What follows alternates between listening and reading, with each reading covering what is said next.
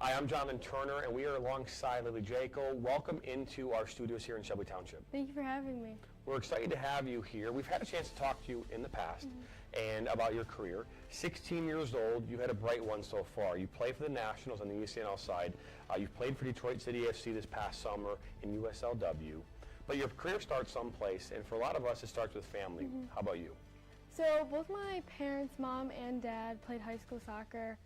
My dad played club as well, so it was kind of always part of my family, and then they started my brother off when he was young, and I just kind of followed along and started playing with him in the backyard, and then eventually little leagues, and then club now. There's a competitive aspect to this game, but I'd imagine there's some competitiveness that takes place in your family as well. Oh, for sure. So what is that like? Well, it's definitely, me and my brother get at it a lot between each other, like competitors, like who's faster, who's better. He thinks he is, I think I am, but, and then my dad likes to think that he was better than both of us, but then we kind of get back at him and no, we are. So then it's always back and forth between us. I can only imagine. You were considered one of the top 25 prospects in the country for 2027. Talk about that, because I would imagine on some level there's maybe some stress associated with that. There's some things that can maybe weigh on you as a player as you're trying to get your way to the next level. Is that weigh on you a little bit, or do you accept that? You're like, hey, this is really cool. A little bit both. I've accepted it, and then it's awesome to be considered one of the top 25. But there's definitely stress coming with it, constantly having to be better and having to stay at that point or get better and be top 10. There's always that goes on. No, I can only imagine. And when we talk about being a top prospect, that also means you get a lot of opportunities to play at a lot of different environments. And one of those environments being the U.S. Youth National Team, right? You've had an experience with that. Talk about that for a second. So the first time I got called in was about 2 years ago, and that was an awesome experience. I've never experienced anything like that. Then I didn't get called back in for a while, so that was kind of, I don't know the right word to say, but I had to take a few steps back to get myself together so I can keep going forward. And then I just got called back in about a month and a half ago maybe, which was super awesome to kind of finally get that accomplishment that I'd been working towards. And then there's no, I don't even know how to describe it. You play with some of the best people in the country, and you're constantly pushing each other, and you're constantly developing, and you're learning so many things. No, I can only imagine. I was driving in this morning into the studio, and I heard a player who was talking about their experience of being called up to the U.S. National Team as a 15-year-old. And he talked about how he was physically ready. He talked about how he was tactically and technically ready, but the mental component of the game he was not ready for, and that was something that set him back a little bit. How important is it to be mentally prepared for these environments as well? It's extremely. My first few days in the camp, my first two, a lot of the girls had been there before, and you could tell they understood the answers to all the questions, and they knew the tactics and what was going on, and it kind of took me a minute to catch up to them. But it's so important that you're mentally prepared, because the biggest part is getting through your mental battles before you can get through the physical ones. Because you've been playing this game for so long that a lot of this is just second nature, right? And then but being in a new environment, trying something new, being involved in this can be somewhat intimidating. Yeah, for sure. The good thing is I've had lots of friends that have been at these camps, so I can kind of talk to them, and I don't feel so alone because I have no girls here. No, that makes sense. No, that makes sense. It's great. So you had this transition from the Girls Academy to the ECNL this year. That was when the Nationals did. What's that experience been like compared to the Academy to the ECNL? We play a lot more local teams, so we play the Hawks, which we haven't played in season, I would say 4 years, so it's awesome to have them because they're some of our best competition, as they won a national championship a few years ago. The biggest switch I think would be competition. You have some great teams in GA and you have some great teams in ECNL. I think the physical aspect of the ECNL is a lot greater than GA. So that's the biggest challenge, and I think for our team is we were always more athletic and physically ready for the game, and now we're not so much. We're tactically there, but we have to get physically there as well. That makes sense.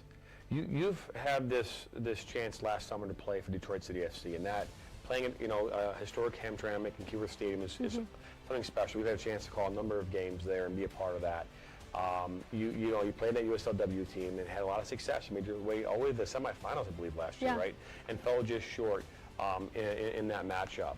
Have you decided where you're playing this summer? I'll be playing with DCFC again. You will be playing with, okay, Yes. so, and why, and because we know this, Union FC Macomb now has this team, and not that that should be anything, but there are a lot of players out there who are playing for the Nationals, who will go play for that Union side in the USLW, but what was your reason as to why you decided to go back to Detroit City FC? Obviously I love Nationals, and I know the coach super well, and I know his style of play and a bunch of the girls, so that was definitely a challenge to choose between which one, but I know so many players over there, and it's kind of out of my comfort zone at DCFC, which I think is really important, especially going into college where I won't have like my best friend right there with me to like hold my hand or like help me through hard times.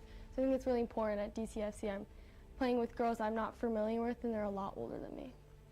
At 16 years old, a very insightful way of looking at this, right? I mean, I think a lot of players would go the opposite route. I mean, to think about this, right? I mean, playing with your friends, or somebody said about that, it is your summer, right? This is your time to have fun and to be with friends, and you're choosing to go the route that's a little more uncomfortable. That's pretty cool. Thank you. So, if we look at your pathway, I'm sure growing up, there were players that you looked up to, and unlike I think a lot of male athletes in the soccer space who are looking up to maybe international stars, I think that for a lot of us, especially me included, in Dan Stickrad and anyone who's in our team, is maybe we looked at players maybe on an international level like Lane and Donovan or things like that, but we looked up more to like players who played in the EPL, right, or Bundesliga, right, Lionel Messi, right. That's kind of who we looked up to. Is there a player that you would consider a role model to you that you looked up and aspired to be growing up? One I feel like for a lot of girls my age is definitely Alex Morgan, for sure. I remember having a bunch of her jerseys, and I got like a little book about her, so she was always like someone very important to me to look up to. Plus me and my best friend, actually, like that was our one player that we were like always talked about. We'd play like games, and my name would be Alex and hers would be Morgan. So it was really, she was like my biggest role model growing up, and I think now it's like transition since she's not playing. Like I really like to look up Mel Swanson, Sophia Smith, Trinity Rodman. Like those are big names. Again, in the women's game is vastly different than that in the men's game. The women have had obviously more success on the international stage than the men, and that has obviously heightened the game for the women. Obviously, when it comes to college and those opportunities, there are a lot more opportunities for the female athlete in 2025 than there've ever been, which is fantastic, which means players like you have a chance to go where you want to go as you get ready for your college experience. And talking about that for a second, you are in that process right now. You are in a full swing of getting selected and getting picked and recruited to go play at the college level. Yeah. What's that process been like so far for you? I haven't gotten to like the full-blown like June 15th when they can actually start talking to me. Correct. But right now it's really important that I write my emails or I go to ID camps. Like that's super important to me, and just trying to create like as much as a relationship with them as I can right now, since I'm not able to like physically talk to them. Correct. But as part of that, though, I'd imagine you are one of the more active, at least that we know, locally soccer players on social media. I mean, you are constantly sharing with the world what's going on in your soccer world, right? And there's a reason you're doing that. What's that reason? I think it's important for them to see like my soccer aspect of life, but also when I'm not playing soccer so much, like see the life of Lily, like what it would look like for me and my accomplishments and when my games are, so I can have like coaches come out to watch. So I think that's really important. It's so important in 2025 that players do take an active role on social media, obviously in as positive way as you possibly can, and you've been very successful at that. And obviously commend you on being able to do that and getting yourself in a position where not only you're one of the best players in the country, but I would argue you're probably one of the better ones in social media too, who's pushing themselves out there to the world. If the younger Lily JEAKLE was sitting right here in this room, and I think I've been asked this question to you before, what advice would you have for the younger version of yourself, right? Where you are right now, is there anything you would do differently as a player looking back on it maybe 5 years ago and saying, hey, maybe if I did this, maybe would give me a little spot, maybe I'd be the top 10 prospect-wise or things like that?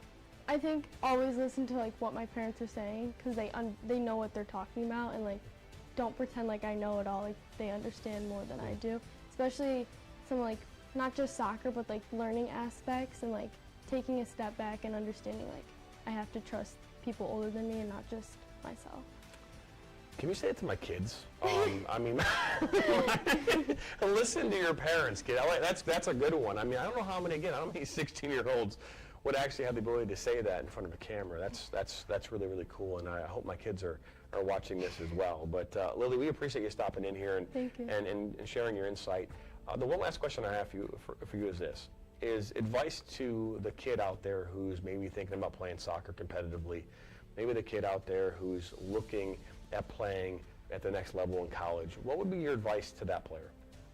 Probably to don't take anything for granted, and any opportunity you get for granted, do the absolute most you can to get to where you want to be, and that even if it doesn't happen, it's a marathon, not a sprint, so you don't need to be the best player in the world at 16, but like you'll get there at some point. Very cool. Lily JEAKLE, we appreciate you stopping by the studio. We'll be back right after this.